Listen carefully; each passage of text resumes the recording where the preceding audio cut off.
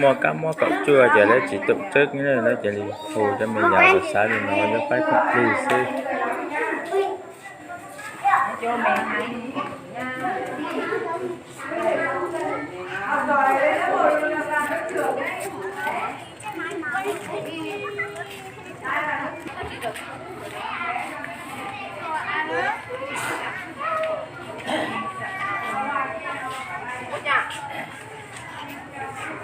mày giàu mình mẹ chỉ cho lầu xa tua cạn tua thế này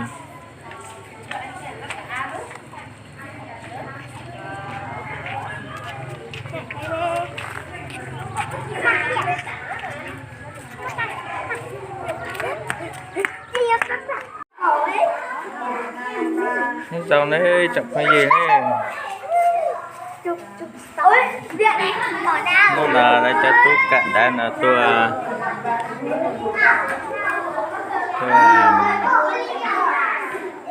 cài cộng cho mình nhớ tôi cài cộng đi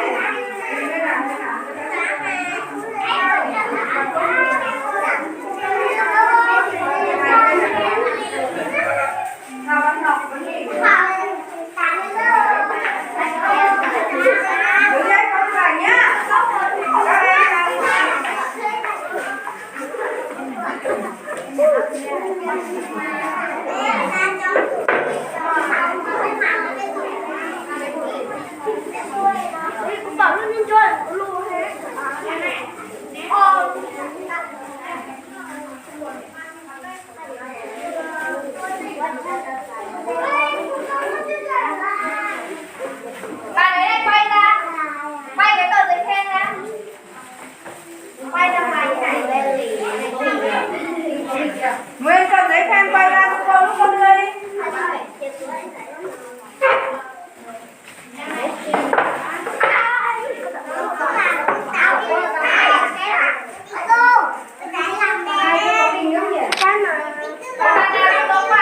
Có hàng nữa con lại đi rồi, cạnh các con đi. Có hàng nữa con lại cái kia nè. Cái kia còn mấy cháu nghỉ đấy. Còn 9 cháu nữa. Còn 19 thì không? Đây, em 3 bữa nữa. Của em 3 bữa. 12 cái. 12 cái á? Đúng rồi, của em 3 bữa. Đặt vào đấy.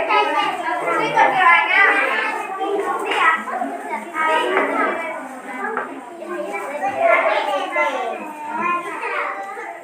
Cái đó là đi ra được.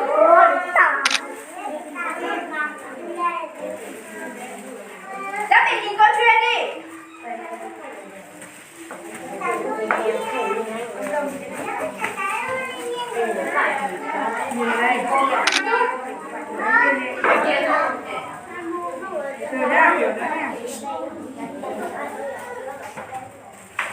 Rồi.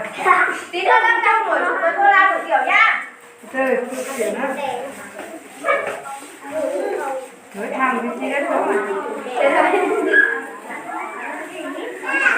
đầu tiên rồi. Ai cô chuyên.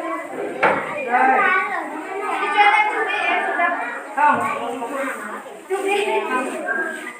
Đây còn đứa đâu lên. Không, Phúc phải không?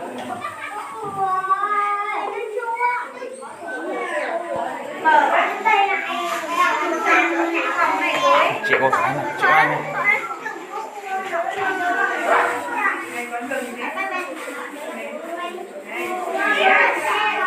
Đây nào, chụp đi con ơi, chụp đi. Sao đi được không? Ở đâu nhìn cái máy nào được? Một hai ba nhìn cô lên này. Nào thả tim đi. Thả tim đi, không có tay thả tim rồi, cười đi. Các mình ơi, cười lên đi. Cô chuyên che hai bạn đằng sau rồi. Được chưa? Được chưa? Che che. Một hai ba nhìn em. Không chiếm về hết của cô này. Rồi.